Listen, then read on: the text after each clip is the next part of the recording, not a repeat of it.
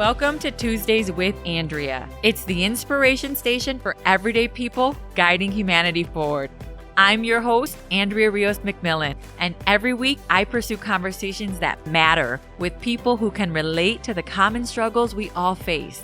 You'll get to know the person behind the profession and find commonality with people of all ages, cultures, and backgrounds. Listen as friends, neighbors, and coworkers offer meaningful, personal explorations of modern life and the values we hold dear, all for the purpose of strengthening and uplifting others.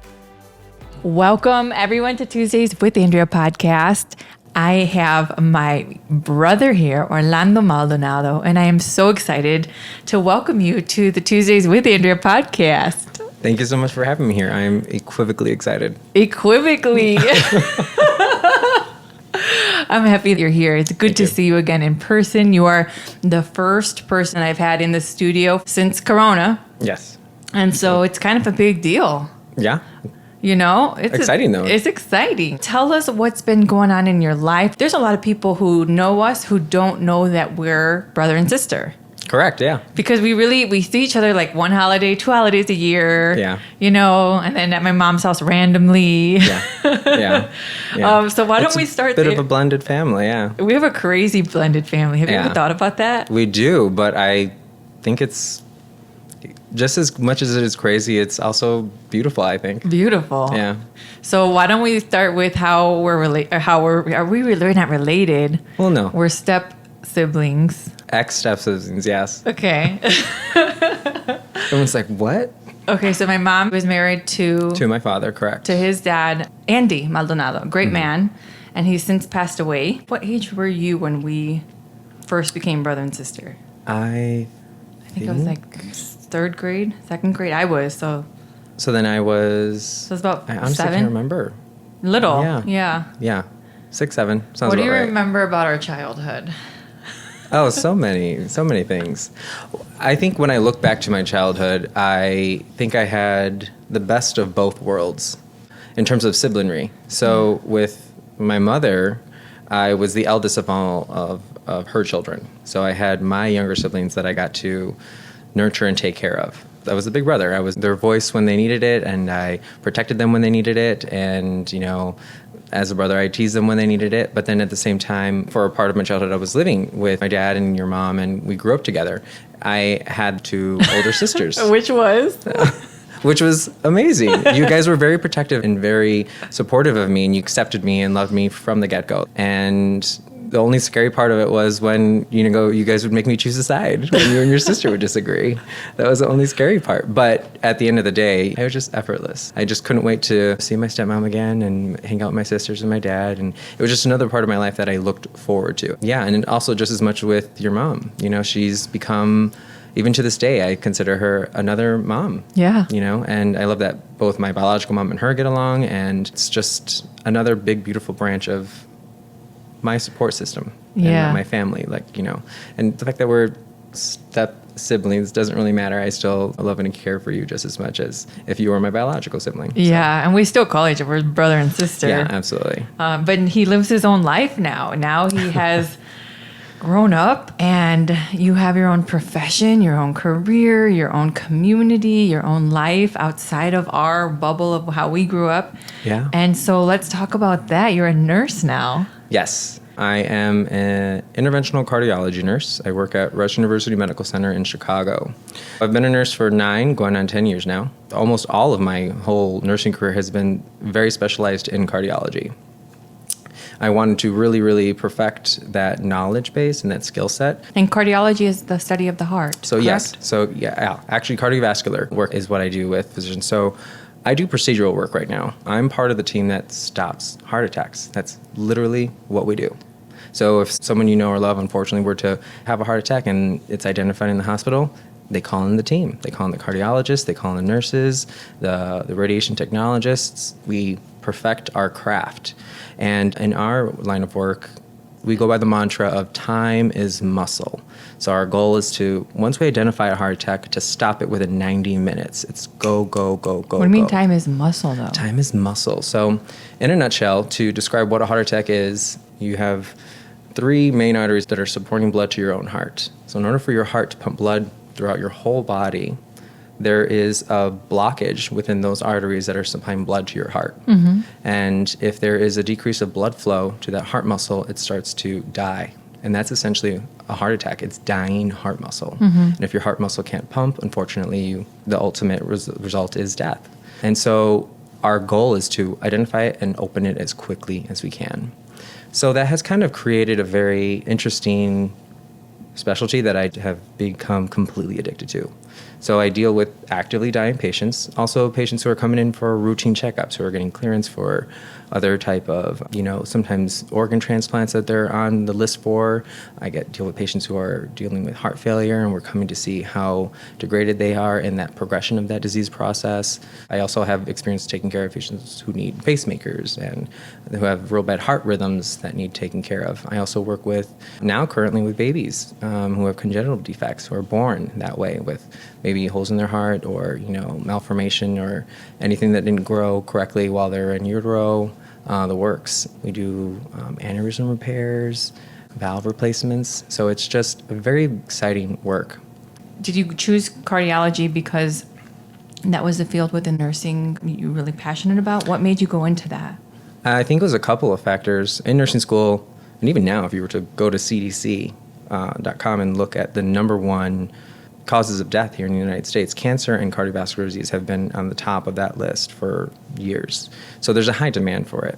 But also in nursing school, I would say, can't remember the exact class or how far along I was, but I would say probably a year before I started taking my nursing boards is when my father passed away of a heart attack. It was a heart attack that was induced by a drug overdose. However, it was just part of my grief and the shock that was with everything. I used nursing. I used the remainder of my nursing education as kind of a crutch. I was trying to intellectualize everything with my grieving. There were so many unanswered questions. My father was in Tennessee at the time. I didn't speak to him or see him. And it was just a phone call, a random phone call that I picked up, and it just shook everything in my life. And there was just this weird state of shock that left so many questions. Were you guys in any type of relationship prior to that happening? Did you know the state and condition that he was in at that time? Me and my father had always had a bit of a rocky relationship. Our communication kind of ebbed and flowed. At that time, when he knew I was in nursing school, he made little hints here and there. I don't think he realized how bad his cardiovascular disease was, but I remember one conversation where he mentioned, the doctor said I have something to do with high cholesterol, and I guess my blood pressure might be high, but I don't want to take any medications type of a deal, which again are precursors for that. But other than that, no, there was nothing. It was just all of a sudden. It was a life-shattering just snap. But was he proud that you were in nursing school? Because by that time, him and my mom had been long divorced. Correct. And so I didn't have any update on him. Mm-hmm. But was he proud of you? Did you feel like you had some closure in that way when he passed? I'd like to think so. He never verbalized that to me, but I'd like to think so. Yeah. I remember he loved you. I would get jealous because my dad because my dad wasn't there. It was me and my sister, and you were like the golden child. You were his child, Yeah. And he loved us. He was a great stepfather to us while they were married. But he loved you. And I just remember yearning for that type of fatherly love. And it was a different type of love. And, we were also girls, and we were also growing. So I think he felt a little bit more, and he was a stepfather. So you just kind of keep a little bit more distance there. Right. And I just remember he loves Lando.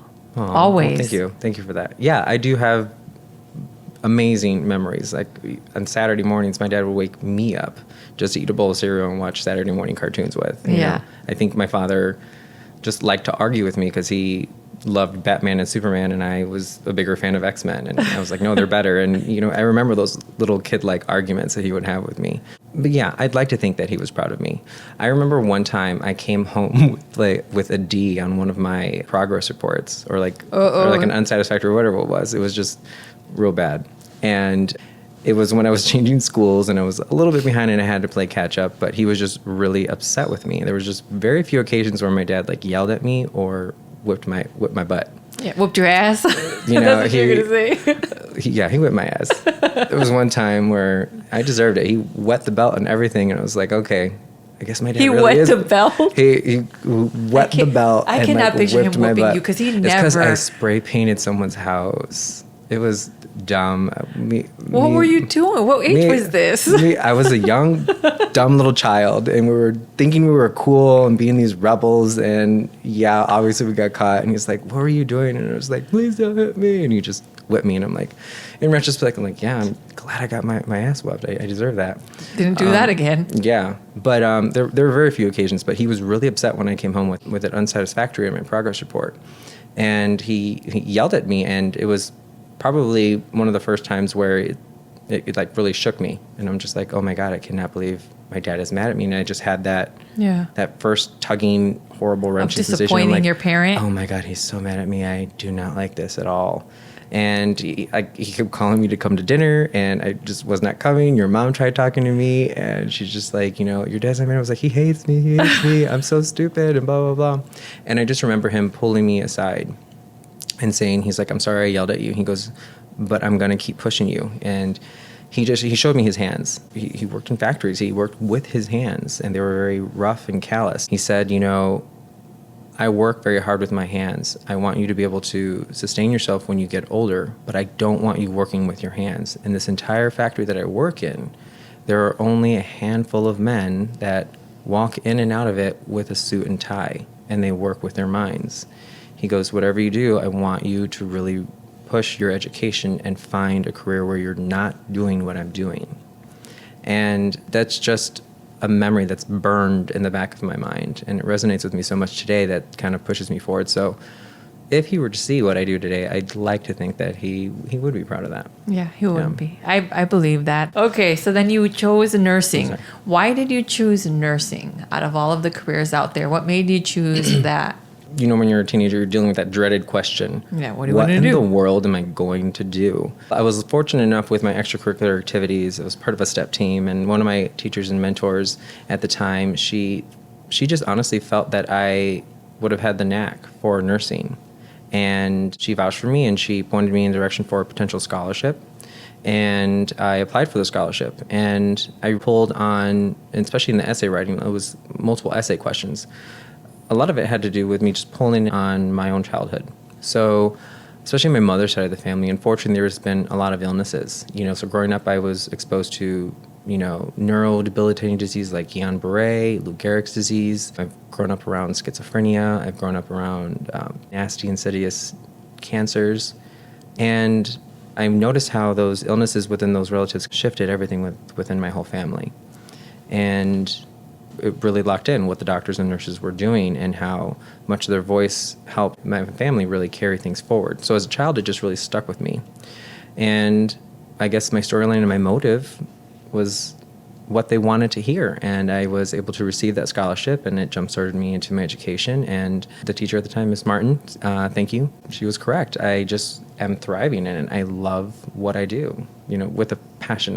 Everyone, that's what they say about me. They're just like, yeah, because you're so passionate about your field. Yeah, you love it. See, sometimes you gotta tell me when to shut up. I can't stop talking. No, this is why I wanted you on, so you can tell us about it. Because Yeah. I'm interested in the nursing profession. I'm interested in how nurses continue to do that work, especially now with COVID-19, right? And the pandemic. And this is a time when you're scared to go to work. A lot of people are scared, rightly so. And there's a crisis and an emergency is when we need nurses. Yeah. And there's a danger, there's a risk. And yet here you are, loving what you do. Yeah, absolutely. It's scary for everyone. Doctors and nurses, we're human too. We don't allow ourselves to feel those human emotions as we go through the work. Yeah, because you kind of have to be detached. I would imagine, right? Yeah, absolutely. COVID-19 has kind of really shifted the perspective that I'm looking at my profession as a whole. It's kind of helped evolved my nursing philosophy a lot very recently. Which is what? In the beginning, it was really just me wanting to perfect my craft. I was wanting to get into cardiac nursing. I wanted to build my knowledge and my skill set. I wanted to become board certified in my specialty, which I now am. And I had those goals. Congratulations. Thank you. And those were the goals. I wanted to quickly, climb that clinical ladder. I didn't want to be that novice nurse. I wanted to be that advanced autonomous nurse. And I was able to get into my specialty that I am today. At my current hospital, there's over hundreds of nurses, and there's only 8 nurses in my department. Not very many nurses get to do what I do. So that's one thing that I'm very fortunate for. I work right alongside interventional cardiologists who are literally threading wires and catheters inside arteries and stopping heart attacks. We're clipping and repairing valves. It's just extremely exciting work. It sounds bad to say, but unfortunately, death is part of reality. Our bodies, our youth is fleeting. Our health and our vitality is always fleeting. And time, when the time comes, someone needs to rise to the occasion and get that done. And that is you. Yeah. I'm a little bit of an adrenaline junkie. That feeling come when you're at that level of, this is the end, this is the make it or break it, this is time to shine here.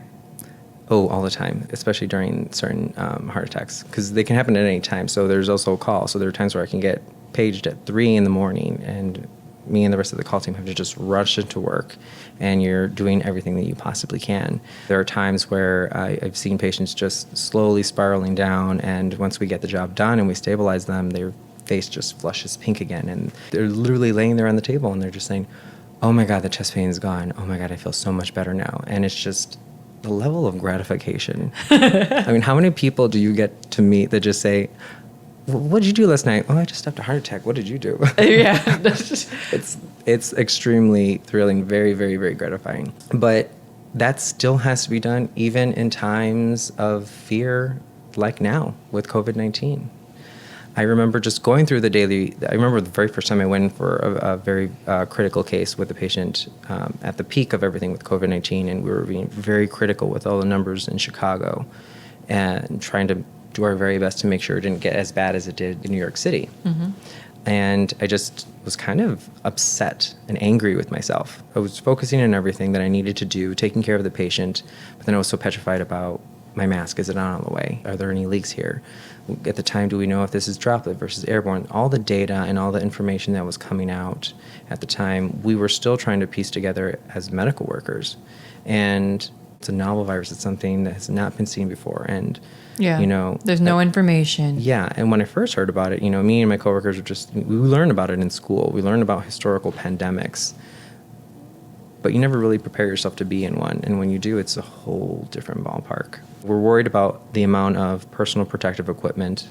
How can we do our jobs to save these lives, to provide the medical care for all these people if we aren't being able to protect ourselves? There's a very big difference between taking precautionary measures and then just blatantly going in at full-blown hazard at yourself. It's not going to help the overall society that's dealing with this pandemic if a large percentage of the medical community is taking a hit itself. So it was a very scary balance, and we were going through lots of meetings, reviewing the amount of equipment that we had, but I think I was very fortunate enough to be part of an institution that handled it very, very, very well. Part of what I had to do at the peak of it was working in a triaging center, so a call center. And I think that was the thing that stuck out to me, and that's what's currently shifted my current nursing philosophy. It's really amplifying the connection with where I stand as a medical provider and where this patient is, not only with their ailment, but where they are with the emotional condition of it all. And there was just so much fear. Phone call after phone call after phone call. People just calling, "I'm scared, I'm feeling this, what do I do?" There were people who needed to come into the hospital and they were afraid to. They didn't want to listen to me. And then there were those who were trying to come in because they were so petrified and they wanted the protection. They kept having to say, "No, it's not the greatest place for you." It was just this balance. A lot of them were also just wanting to seek information. Yeah. What is the right thing to do? On? And I think that's also a big societal issue, unfortunately. Which is what? It's information, it's data, the veracity of it, the truth of it all, especially when it comes to medical information. With social media, which I think has a lot of benefits, unfortunately, there are people who are reading blogs as medical fact. There could be someone who's writing something in their mom's basement about, these essential oils that are going to cure X, Y, and Z. And so you told me essential oils don't work? Not when it comes to coronavirus, not when it comes to cancer, certain things, In medicine, in nursing, we follow, evidence-based practices. We follow the data and the research, and there's a scientific methodology that's followed, and there's a process that we use that safeguards what information that we use and the medicine and the medical care that we provide for patients. And unfortunately, a lot of people don't know what sources to follow and what to use, which is perfectly fine. They come to medical providers for that care, but there's a lot of confusion. Yeah. I've had people like, well, ABC News says this, and Fox said this, and I heard so-and-so say this, and I read this online. And WebMD. Yeah, and I'm like, okay, I understand your confusion. Yeah, I get it. But this is what we need to do at this time. And then there were those who wanted all the answers, who wanted a quick fix. And especially at that peak, I know this is scary, but we all need to hunker down. We can get through this together, but the medical community right now needs your support in staying home while we try to figure this out. This is something brand new. There are a lot of questions that we have to clarify. We can't just give you a pseudified answer. We have to really know the facts before we give you guys the information that you need to safely take care of your own health and your own families. And it was scary. It was very, very scary. Yeah. And even now that we're slowly getting back to more of a normalcy at work, it's just kind of consumed my mind. So my philosophy has really shifted today. Now it's really getting down to the component of, let's say this is my patient who's her 5th year in her heart failure, and she has questions, and I'll sit down and I'll speak with him or her and make sure that they understand it. And now I find myself asking, okay, so from what I'm hearing, you're in this stage with your illness. How does that make you feel? How are you feeling emotionally with this? When I ask patients that, do they draw a blank sometimes? They draw a blank. It's like, well, what do you mean? Why are you asking me what I feel? What do you mean? Yeah. You know? And I actually had one woman very recently who was just like on the brink of tears. And she's like, this has been very, very hard. I still have kids who are in their 30s and they're having babies, and I want to be there and I want to be this awesome grandma, but my heart is failing on me. I'm kind of upset. Is it okay for me to be mad? I'm like, yeah. You're mad that your heart is failing you. Your body is betraying you. And she's like, yeah, my body is betraying me. That's exactly how I feel. And she was dealing with this for years. And unfortunately, I was the very first person to have that specific type of conversation with her. And that, I think, comes in with holistic medicine. It's not only getting the diagnosis, it's navigating through it. Now, is this something that you guys practice as a whole within your group, or is this just your personal extension of your work and how you choose to practice it, the holistic and the emotional part of it? Because I don't know if all nurses want to go there with their patients. Correct, yeah. It's not part of our education. It's not even part of physicians' education. For me personally, I've just been consumed with emotional intelligence and empathy. There is a project that I'm a part of at work, but as the profession as a whole, it's not. So for me, this is a personal endeavor, and I'm kind of using it to tweak my own nursing craft with my patients. What's the response? So she had a great response, it sounded like. Yeah, she did. I've even had, some very negative responses. When patients come in, especially now, during COVID-19, there's a lot of precautions that are made. We have everyone mandatorily wear masks, and we're checking their temperatures. And if they're going to be getting any kind of invasive procedure, we want to rule out to make sure that they're not even asymptomatically having COVID-19. And I had one individual who, justifiably so, he was upset. And he's like, I can't believe you guys are testing me for COVID-19. I've been following everything on the news. I've been at home in quarantine. I haven't been going out. He's like, I've been social distancing. He goes, I don't even have any symptoms. He took personal offense to it, but at the same time, I understand where people are coming with the stigma of it, because right now no one's really going to just judge anyone. Oh my God, I can't believe you got COVID-19. It's just really, I think there's a stigma of people might question, did you not do what you were supposed to be doing? Yeah. Type of thing. And I think that's where some of those patients are coming from. Are you really sheltering in place? Are you really social distancing? Right. Yeah. And Did I see you somewhere? Yeah. It's like, so it's conversation that needs to be had at work. But it's, again, just reminding them that, we're trying to keep them safe. But I think it's still consuming me. The more conversation I have with patients, I just can't stop thinking about it. It's the first thing that I think of when I wake up. Emotional intelligence, or just empathy, and the whole. How did you get started with this? So if you didn't learn it in the training that you received, what spurred that interest in them wanting to bring it to the nursing profession? I think what jump-started again is some of the current projects that I'm doing at work, but I think I've always been somewhat interested in it, I would say, within the past couple of years. I've kind of thrown myself into my work. I've been somewhat of a workaholic. Yeah, I know. I work a little bit too much sometimes. We don't see you a lot. Yeah, and, at times I was feeling a bit burnt out. Yeah. I wasn't really refilling my cup. And I came across a book recently written by a physician. He was a Surgeon General by the name of Dr. Vivek Murthy. And he was talking about just loneliness and connection, really. And I just realized, okay, I think that's why I'm getting burnt out by my work. I feel like I'm going in and doing tasks, and I'm losing the connection with why am I here doing this in the first place? And it's the connection with the patient. It's also the connection with my own resolve as to why I'm here. And it's given me a second wind at this point in my career. And it's somewhat addicting, and I just need it. I need to just follow this through. Yeah. That's my current nursing philosophy. It's navigating patients through. And one big example that I give with patients that I really want them to take away from all of this, especially the ones who are very knowledge hungry, is yes, you may have been given a diagnosis by the doctor, but your health, your healing journey is your responsibility. You have to take the lead on it. I said, you get in your car, your doctor gave you the diagnosis and he's telling you where to go. But you still have to get in the car and drive there yourself. Now you're here, and I'm telling you, this is one procedure we have to do. These are the next steps. We're going to take a ride to the Shell gas station. We're going to go down Chicago Avenue for 5 miles. You're going to hit a couple of road bumps. Yeah, you're going to get some speed lights. I'm going to be here to guide you, and I'm going to be the navigator in your car. But at the end of the day, you still have to be aware of all of these things that are coming into your surroundings. You have to be vigilant and guide yourself through it. Only you know your body as well as you do. We will help you get there, but you still have to walk this journey yourself.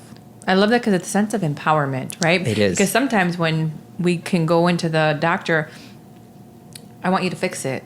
I want you to tell me what's wrong with me, and you Give me a pill. know exactly what's going on. I don't.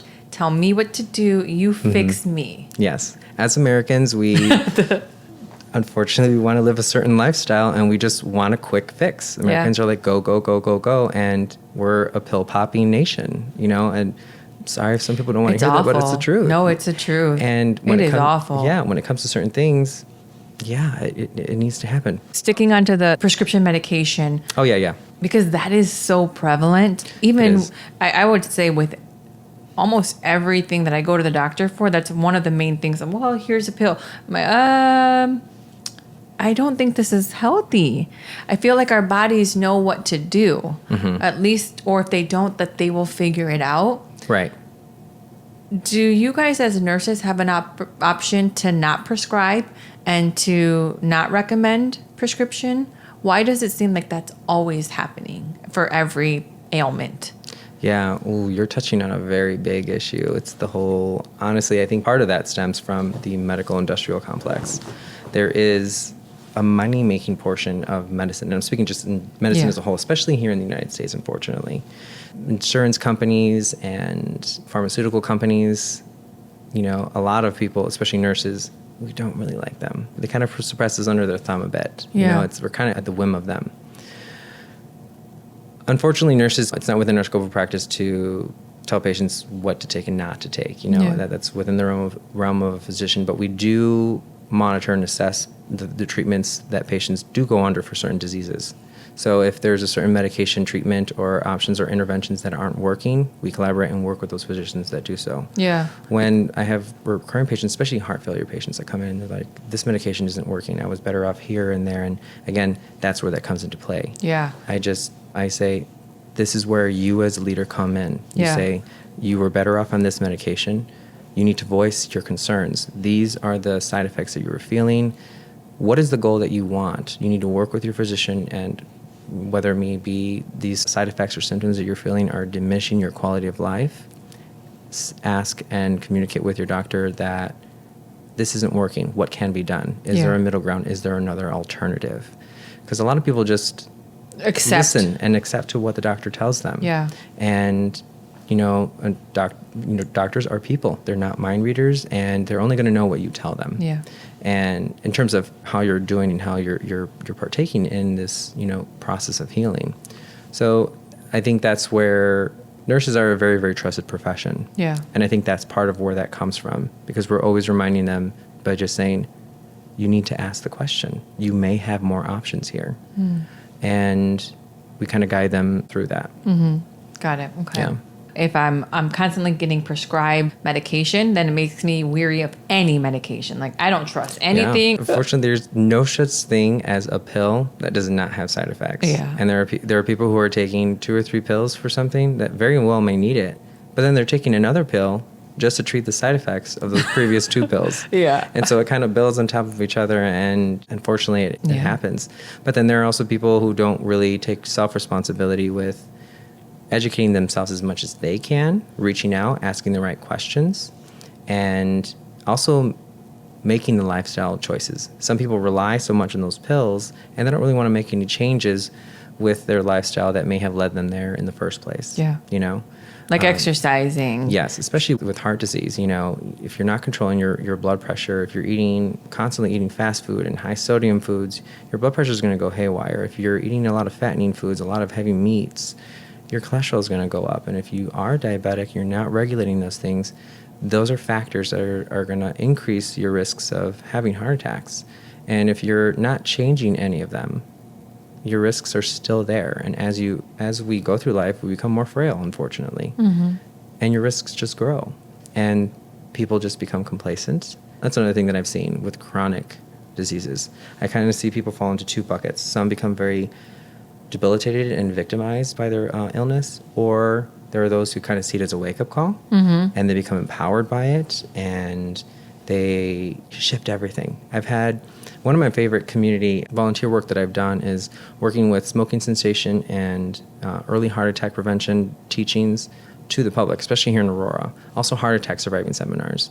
One of my most favorite stories is I went to Blackberry Farm. My old job, there was heart attack survivors that were there. And one guy just ran up to me. He just remembered my face. And he's just like, Orlando, look at me. He's like, do you remember me? He's like, I had a heart attack, X amount of time ago. He's like, I've lost 20 pounds. He's just like, I'm vegan just like you. And he's like, I go running. And he goes, I remember when you helped to take care of me and you recommended this. And I was talking to Dr. So-and-so about all of these things. And here I am. He's like, I go running all the time and I feel great. He's like, my heart is doing great. And he was just so empowered. You inspired him and empowered him. Yeah. And saved his life. Yeah, and I was just like, oh my God, Not awesome, many people thank can you. say that, Lando. Yeah, I know. I tried to turn around. I was like, okay, don't talk to me. Don't make me cry. Don't make me cry. That was my goal going into nursing. I'm going to help shape so many lives. I'm going to be awesome. I'm going to do all these things. But every once in a while, patients really impact me. There are families where I'm just like, they're like, oh my God, you've taken care of my grandmother. She's loved and adored you throughout this whole process. Can we take pictures of you? And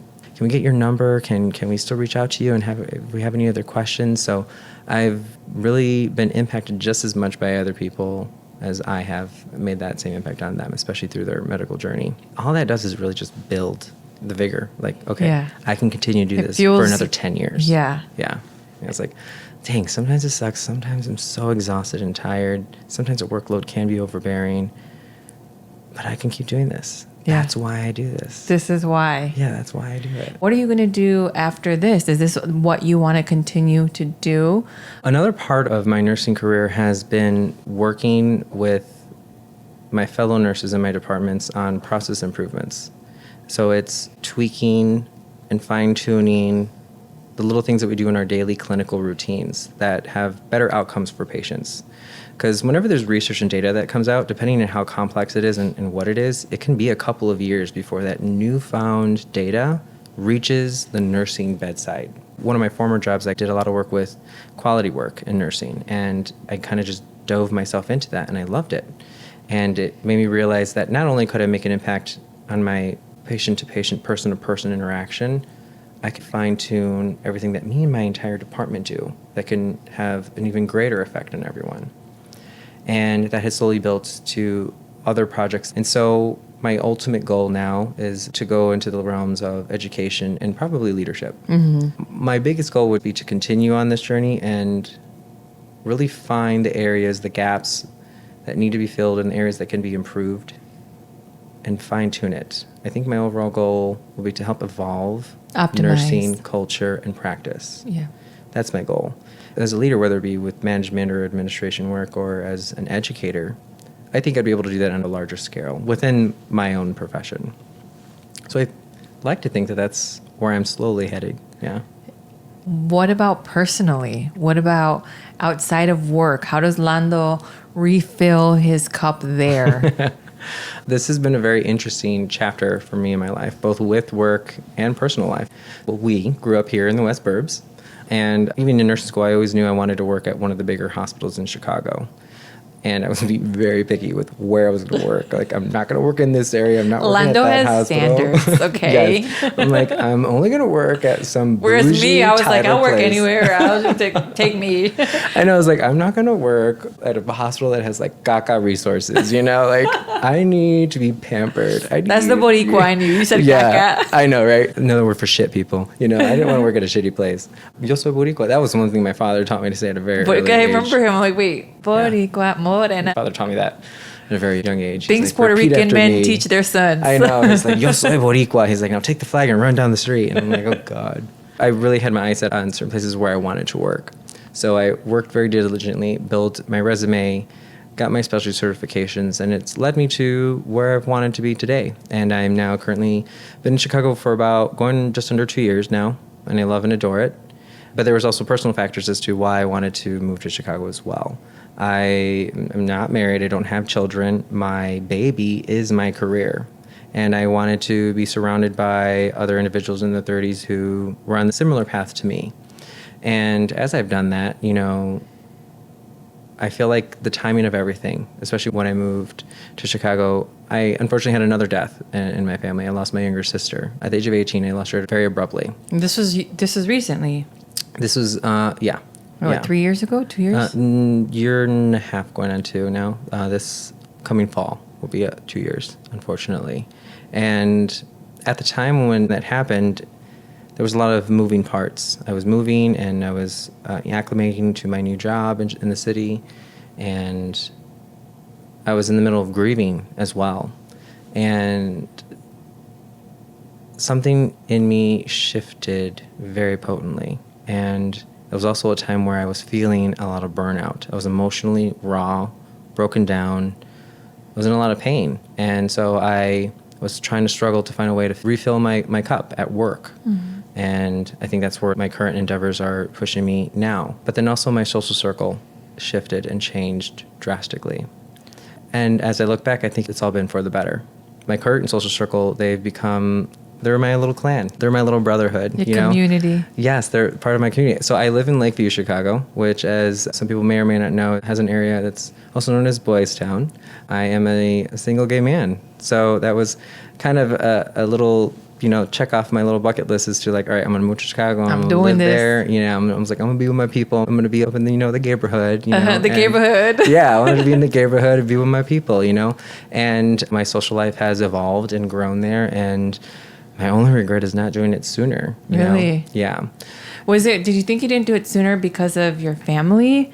Because of growing up, like in Puerto Rican culture? Right. You don't just come out. Right. Yeah. It was, well, actually, I came out at a very early age. I think you did, but a lot of people don't. And yes. what gave you that confidence to be able to do that at such a young age? You were brave.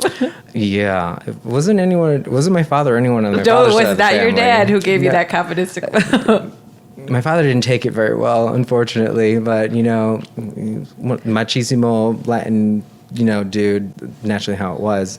However, I was very fortunate enough that on my mother's side, I have an older cousin who already came out, and he paved that way for me. He was a beautiful role model and example for me. He showed me that, when you do, there's going to be a lot of ignorant, homophobic, bigoted people in the world. There are going to be people who look you in the eye and tell you, I hate you. You disgust me. You are nothing. And I've had people tell me that. Yeah. You're a faggot. You're going to hell. You are an abomination. I've had that. Yeah. It happened to me numerous occasions, unfortunately. But then he also showed me his own clan, his own brotherhood. He showed me that he is still living his life, living his truth, being his authentic self. And as he naturally was doing that, he found his beautiful, loving husband. They've been together since I came out, I think. And he has his family. He has his life. There are people who naturally love and adore him. And I have my friends and family who love and adore and accept me for me as well. Yeah. And he paved that example. So I think I was very courageous because I always knew, Yeah. Even in high school, unfortunately, in retrospect, I would go to the mall with my friends and they would all just nonstop be talking about the Victoria's Secret model as you're walking by, and they're just like, dang, look at that lingerie, look at her, she's so hot, this and that. I'm like, yeah, she's pretty, yeah. Like, Yeah.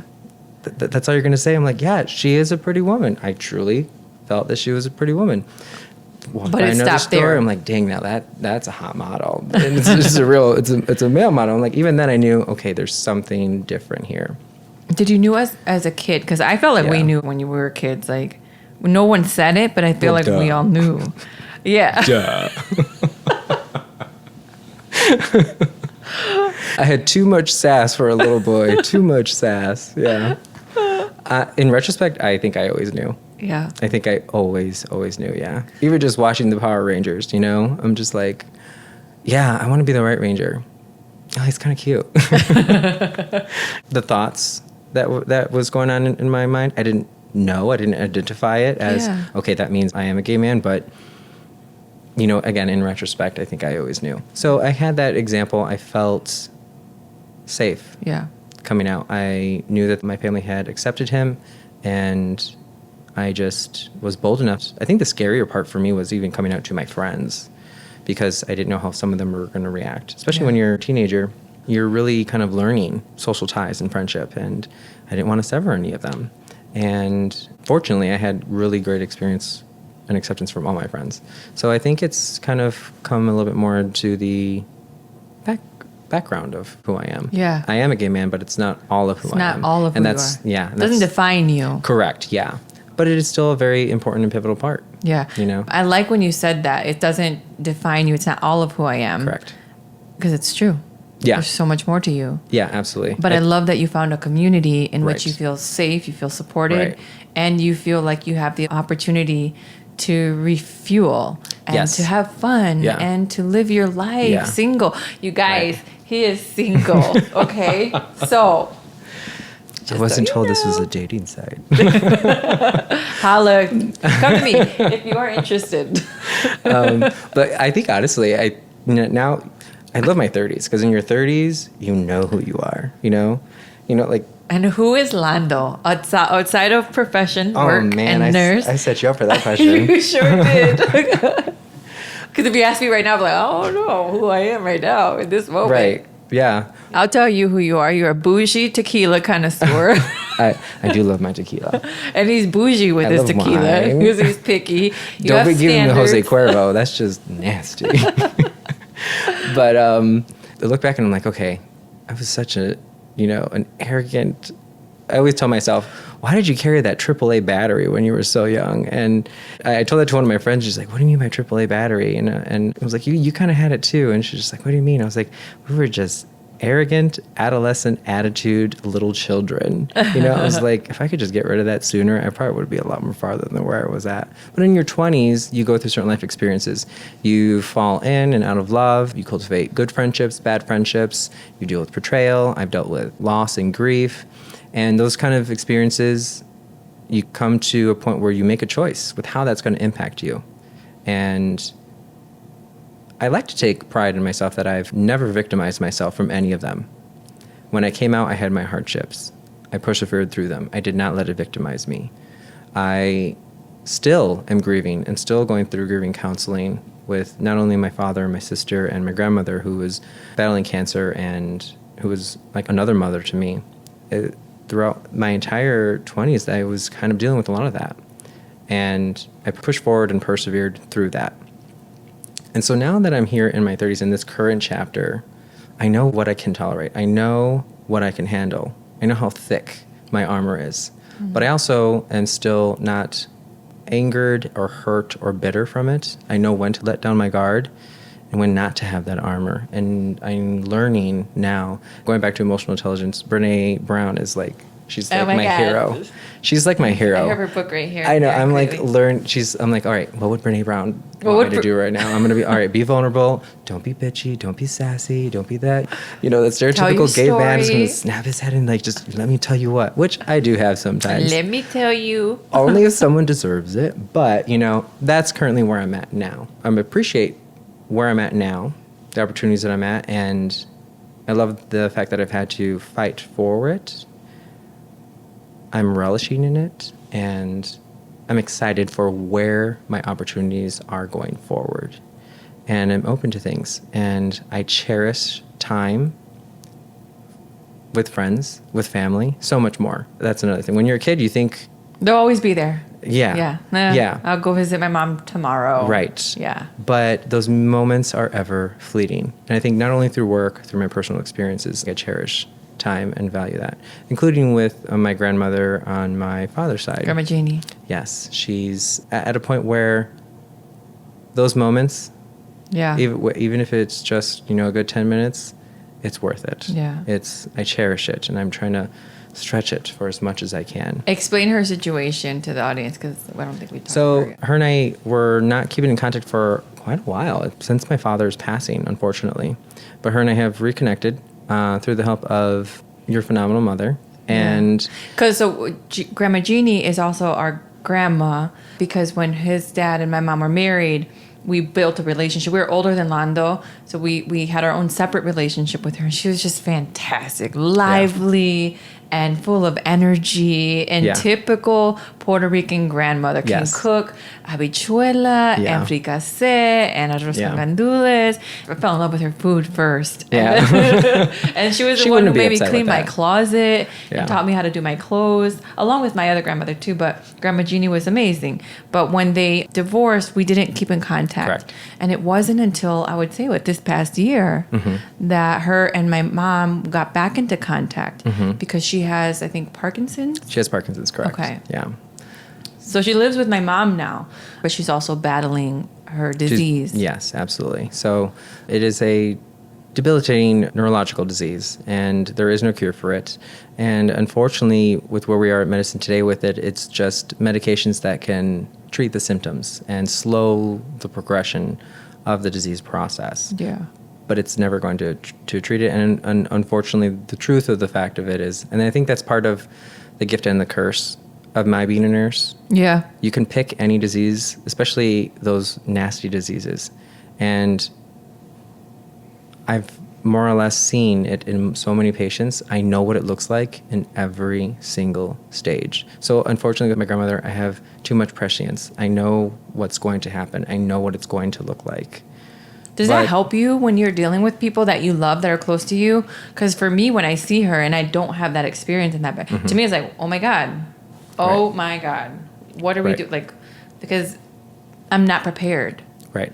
Does that help you in a way to be able to, like, okay, this is normal, right, and this is what we're going to do next? I learned it in a very bitter way with my other grandmother on my mother's side, with my grandmother Carmen, who had a very, very destructive, very aggressive type of sarcoma.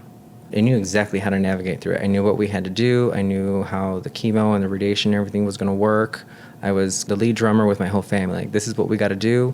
When I say jump, you ask how high, and we got to do all these X, Y, and Z's. We're going to fight this thing. And unfortunately, when her life ended, all the knowledge, all the nursing skill set in the world does not prepare you for the loss of your own loved one, unfortunately. It's the connection of love. Yeah, my profession deals with death on a daily basis, and I have to still always learn to kind of balance that out. Does it remind you that you're human? Does it remind you, like, your heart's still there? And not that it ever left. Mm-hmm. It does, yeah. There's a fine balance, because sometimes you want to make sure you don't become desensitized to it. These past 2 years, I've had the awesome experience of precepting another nurse. And I love and adore her. She's like my little baby pumpkin at work. Her name's Olivia, and she has never worked in our specialty, in our interventional cardiology. And I told my manager, I was like, I think she'd be a great fit. Can you please hire her? And we did. And I taught her everything I know. And she learned from our entire department, but she was so thirsty for knowledge. Every day she would come in. So what about this? What about that? What about this? What about that? And I was just trying to fill that sponge as much as I could. And she's now thriving, and she's a rock star at it. And the reason why I'm bringing her up is because even though I've taught her so much, she is reminding me how to, in her drive and her thirst for this, she's reminding me to not become too desensitized, not become too detached from it. I've seen her build a very deep emotional connection with certain patients, and when we have bad outcomes, she allows it to show. She has more vulnerability with it than me in her own profession, and I find it so beautiful, and that's something that she has taught me that I don't even think she's aware of. Yeah. But again, that's another beautiful balance of it all. But even then, whether it be with work or with personal relatives, it's a gift and a curse. You know what's to come, but even though it's with a loved one, the anticipatory grief, it's still just as painful. Yeah. It's still just as painful. I find myself, unfortunately, not trying to let myself get to those dark thoughts with my grandmother Jeannie, but yeah, it's still there. It's a bit of a struggle. Yeah. And she's in good hands, and she's in phenomenal hands. She's doing great. Yeah. As great as she can be, right? Yes. With your mom, with her stepdad, she's yes, absolutely. Awesome. Yeah. I mean, gives me peace of mind. Yeah, and like how many people would be like my stepdad Jason, right? Like, oh God, come on in. He's a rarity. Yeah, he's so rare, especially for doctors. He's wickedly intelligent. Trust me, I know. I've met good and bad doctors. He's a phenomenal diagnostician, but he is just so beautifully humble. Yeah. And he loves what he does as well. Yeah. But he just is beautifully humble. Yeah. And does he call you his son too? Yeah. Yeah. It's awesome. Yeah, absolutely. We'll have conversation. And I think you see them more than me. Yeah. Don't take it personal. I don't. But yeah, it's funny because Delia, your mom, did mention she's just like, yeah, sometimes Jason and Nando just start saying all this medical mumbo jumbo, and then they just go off on their own conversations. And yeah, I think that my being a nurse was kind of what helped form that little commonality between Jason and I. That's awesome. We're both working in medicine. Those are the types of things that inspire me, like those beautiful moments and those beautiful people like Jason, who is just so accepting and so humble and kind. Yeah. And then seeing you so passionate in your field and really care about the work that you do, and all you want genuinely is to make the profession better. Yes. Is to just do your job better and find a way to help people be healthier. Yeah. Yeah, absolutely. Yeah. That's a good way of putting it. Thank you. Yeah. Well, Lando, this was great. I thank you for coming on. And if you guys are interested, because he is single, holler, because he's a great coach. All right. Thank you so much for having me here.